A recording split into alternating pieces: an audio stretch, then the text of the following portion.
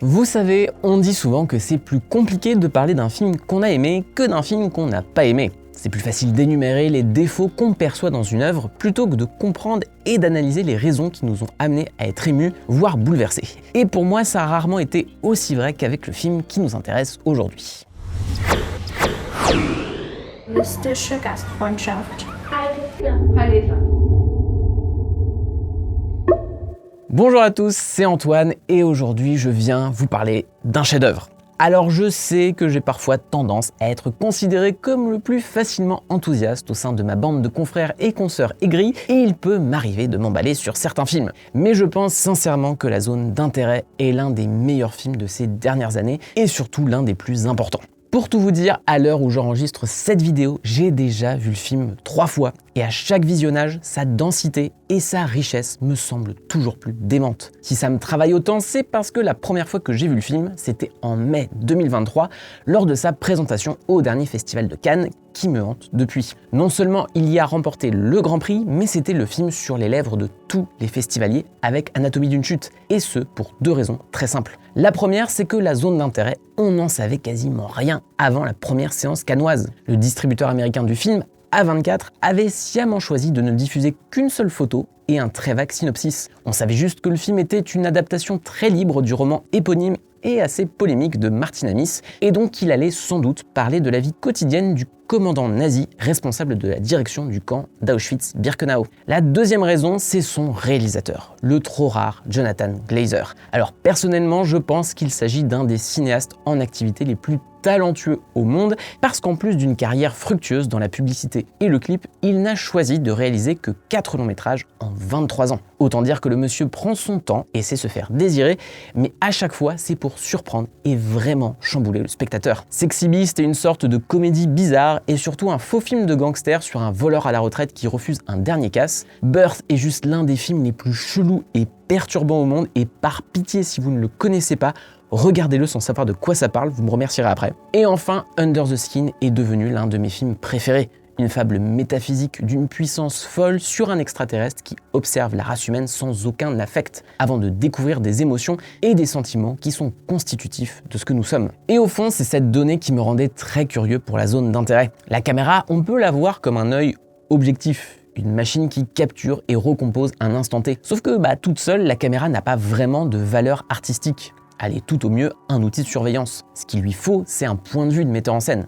C'est ça le cinéma en fait, la subjectivité d'une vision. Mais paradoxalement, Jonathan Glazer semble intéressé à l'idée de brouiller ses frontières, à observer ce que nous sommes de manière quasi scientifique et effacée, comme si c'était lui l'alien. Et forcément, ces films sont bien obligés de faire face à l'évidence. C'est impossible d'analyser notre espèce avec un regard externe. Autant dire que cette tension de cinéma semblait assez osée pour un film qui allait se concentrer sur le point de vue nazi. Mais c'est justement là que réside tout le génie de La Zone d'intérêt. Bon, déjà, il faut expliquer ce qu'est le film, à commencer par son titre. La zone d'intérêt, c'est l'expression qui était employée par les nazis pour définir les 40 km² qui entouraient Auschwitz. Mais dans le cadre du film, il a un double sens, puisqu'on y suit le commandant Rudolf Höss et toute sa famille qui vivent dans une belle maison juste à la sortie du camp d'extermination. Maison qui existe vraiment d'ailleurs. Et ça, c'est le concept, le cadre quasi unique du film qu'on ne quittera pratiquement jamais. Et il ne faut pas longtemps pour que son absurdité nous éclate au visage.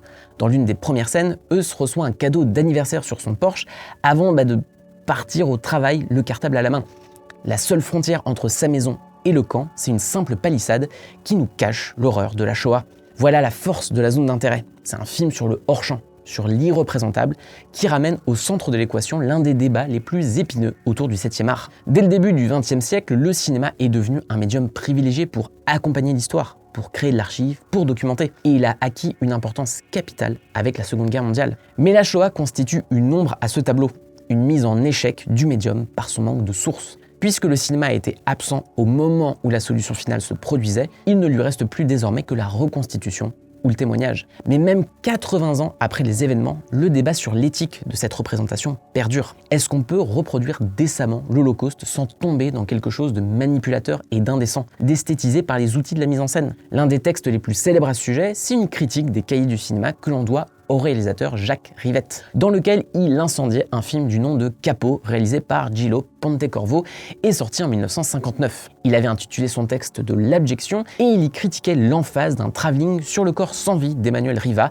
déporté qui se jetait sur des barbelés électriques. L'homme qui décide à ce moment de faire un travelling avant pour recadrer le cadavre en contre-plongée, en prenant soin d'inscrire exactement la main levée dans un angle de son cadrage final, cet homme n'a droit qu'au plus profond mépris. C'est aussi pour cette raison que le modèle absolu, l'œuvre indépassable sur le sujet, c'est le documentaire Shoah de Claude Lanzmann. 9h30 titanesques d'enquête dans lesquelles Lanzmann refuse la moindre image d'archive ou la moindre voix off explicative qui viendrait orienter le sens de son montage. Il n'y a que la voix et le témoignage des intervenants, juifs comme nazis, et ses propres images du camp. La problématique est si complexe que peu osent vraiment s'y frotter. Et d'ailleurs, l'épure à la Lanzmann s'est un peu transformée en passage obligé, plus ou moins dépossédé de sa valeur initiale. Ça en est devenu un peu confortable pour les cinéastes, comme ce que j'ai ressenti l'an dernier devant la conférence qui coche toutes les cases attendues, de l'absence de musique à l'utilisation exclusive de plans fixes, mais au point d'être assez ronflant et plus vraiment glaçant. J'ai l'impression qu'en réalité, on a maintenant une fois tous les 10-15 ans une œuvre vraiment fondatrice, qui a conscience de cet héritage et de ses préceptes, tout en innovant. Si Le Fils de Saul de Laszlo Nemes était ce film dans les années 2010, la zone d'intérêt l'est sans doute pour les années 2020. Le hors-champ de Jonathan Glazer pourrait être perçu comme une coquetterie ou comme un effet facile pour esquiver le piège de la reconstitution, sauf que c'est beaucoup plus que ça. Et comme l'a lui-même dit le réalisateur, il y a deux films en un, celui qu'on voit et celui qu'on entend. Si Glazer ne montre jamais d'actes de barbarie à l'image, il nous les fait comprendre par le son. Le montage et le mixage son de la zone d'intérêt est aussi inventif que dérangeant, puisqu'il emplit l'espace du film d'un bruit de fond permanent, où on perçoit au loin des cris, des coups de feu, et surtout ce qu'on devine être le ronronnement des fours crématoires. On sent bien que l'horreur est toute proche, mais les personnages s'en accommodent. Tant qu'ils ne voient rien, c'est comme si ça n'existait pas. Pour tout vous dire, cette habitude, elle peut finir même par atteindre le spectateur. Je sais pas vous, mais personnellement, je fais partie de ces gens qui se laissent facilement emporter par un film. Et la première fois que j'ai vu la zone d'intérêt, j'étais tellement dedans que j'ai fini, à un moment donné, par oublier ce bruit de fond. Quand j'ai fini par m'en rendre compte, je me suis détesté. Parce que c'est exactement l'effet que veut illustrer le film. Le problème récurrent dans la représentation des nazis au cinéma, c'est qu'on est habitué à cette caricature de monstres sanguinaires qui braillent en allemand. C'est confortable parce que ça ne nous correspond pas. Là, Glazer nous oblige à une forme de connexion. Pas par l'empathie, bien sûr, mais on est obligé de voir qu'ils restent des êtres humains, peut-être plus proches de nous qu'on veut l'admettre. C'est comme ça qu'on rend un tel sujet plus actuel que jamais. Nous rappeler que les erreurs de l'histoire peuvent se répéter. C'est toujours possible de s'adapter à son environnement, aussi horrible et inhumain soit-il. Et j'ai même l'impression que ça a toujours été le sujet du cinéma de Jonathan Glazer, que ce soit avec cette bourgeoise new-yorkaise de Birth qui défie les dogmes sociaux de sa classe, ou l'extraterrestre d'Under the Skin, en quête de compréhension d'une planète étrangère. D'ailleurs, dans Under the Skin, le cinéaste se laissait aller à un dispositif quasi documentaire. Le personnage de Scarlett Johansson piège des hommes dans son van à la manière d'un prédateur, et certaines de ces séquences étaient tournées en caméra cachée, avec de vraies personnes prises à la volée dans la rue. Dans la zone d'intérêt, Glazer a imaginé des plateaux remplis de plein de caméras, et dans lesquels il a laissé les acteurs déambuler sans direction de l'équipe sur le moment. On dirait justement des caméras de surveillance qui observent les habitants de la maison comme s'ils étaient des rats de laboratoire objectivement observés. Le montage décompose ces multiples couches du lieu et prouve à quel point les personnages s'enferment dans leur propre logique, dans leurs œillères et dans leur propre prison. Tout est dans le geste, dans l'implacable répétition où Rudolph passe son temps à allumer ou éteindre des interrupteurs, à ouvrir ou fermer des portes. Quand on pense à la représentation des nazis, il y a le fameux concept philosophique d'Hannah Arendt, la banalité du mal. Lors du procès d'Adolf Eichmann, elle a observé que le véritable effroi, c'était de voir un homme ordinaire, médiocre, un bête fonctionnaire qui répondait aux ordres et qui avait perdu tout sens moral. Ce qui dérange dans la zone d'intérêt, c'est justement la normalité aberrante de ce quotidien, dans cette suite de plans fixes qui accentuent l'apathie de Rudolph et d'Edwig. Et j'en profite d'ailleurs pour saluer les performances glaciales de Christian Friedel et de Sandra Hüller, que vous avez vu dans Anatomie d'une chute. Ils sont flippants parce qu'ils sont humains, même si on constate surtout leur horrible fierté de parvenus qui ont réussi à grimper dans l'échelle sociale en massacrant des millions de personnes. Et on en revient à la question de l'abjection et de l'éthique dans la représentation de la Shoah. Si on ne peut pas la montrer, l'exhiber, alors il faut une autre forme de monstration et d'exhibition. Et dans le cas de la zone d'intérêt, ça passe par cette maison idyllique, avec son jardin d'Éden indécent, que le couple essaie d'aménager en petit coin de paradis avec piscine. Par un simple travelling latéral, on constate toute l'obscénité de la chose, alors que le film disperse ça et là en arrière-plan des signes reconnaissables du génocide, de la fumée d'un train à la cheminée d'un four crématoire.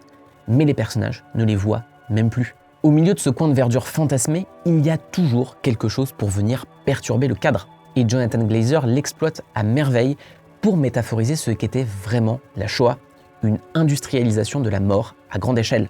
Il y a une mécanique, un mouvement réglé comme du papier à musique. Ce n'est d'ailleurs pas un hasard si le premier travelling du film suit un prisonnier juif derrière une brouette. Le mouvement, c'est la mort, et on le voit au travers du flux d'un cours d'eau ou de la fumée d'une cheminée. Le cycle est maîtrisé et déshumanise à un point où les cendres servent d'engrais au jardin des Heus, ce qui est sans doute l'une des images les plus traumatisantes du film. Mais Glazer va encore plus loin. Et derrière la virtuosité de son concept, il joue aussi de ses limites. Face à ces deux mondes séparés et qui refusent de se connecter, le hors-champ ne peut pas le rester éternellement. Il y a donc un débordement des cendres, mais surtout un débordement de la mémoire. Claude Lanzmann le disait d'ailleurs très bien, la perversion du système nazi, ce n'est pas seulement la destruction des juifs, c'est la destruction de la destruction. Il fallait qu'il n'y ait pas de trace du génocide. Et c'est aussi ça, l'horreur de la zone d'intérêt, l'effacement total de l'humanité et des individus. Concrète d'un côté de la barrière et plus métaphorique de l'autre. Sauf qu'au fur et à mesure que le film progresse, il y a des traces, une empreinte de ce passé traumatique qui s'impose à nous et par extension aux personnages. C'est le devoir de mémoire que Glazer nous renvoie au visage et surtout le fait qu'il est loin d'être acquis. C'est d'ailleurs pour cette raison que la dernière séquence du long métrage, que je ne vous spoilerai pas, a fait couler beaucoup d'encre depuis Cannes.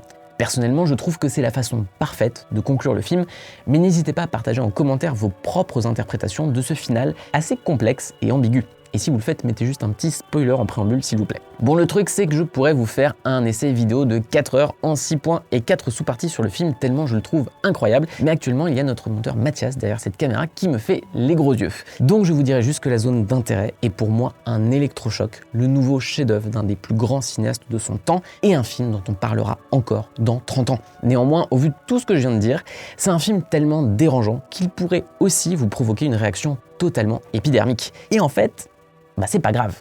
Si vous détestez le film, assumez-le. Parce qu'au fond, on en revient à ce que je disais en introduction. Le cinéma, c'est avant tout un regard, la subjectivité d'une vision, et on s'habitue peut-être trop à des produits quelconques et confortables qui ne chamboulent jamais rien dans nos vies. La Zone d'intérêt a une vision extrême du cinéma, et c'est suffisamment rare et précieux pour être soutenu. Voilà, cette tentative de synthèse de l'un des grands films de l'année est terminée. Vous n'imaginez pas la torture que ça a été pour moi de condenser au maximum tout mon amour pour ce film. Merci à vous en tout cas de l'avoir suivi. N'hésitez pas à liker, à partager et à vous abonner à cette chaîne. Et sachez aussi que pour soutenir Écran Large, le mieux c'est encore de vous abonner à notre site. Contre quelques euros par mois, ça vous donne accès à plein d'articles exclusifs chaque semaine, des bilans box-office, des dossiers sur des films de patrimoine ou encore des analyses de bandes originales. Et comme la vie est bien faite, j'offrais en a justement écrit un sur la musique d'Under the Skin. Le lien est en description et je vous dis à la prochaine. Ciao! Stop!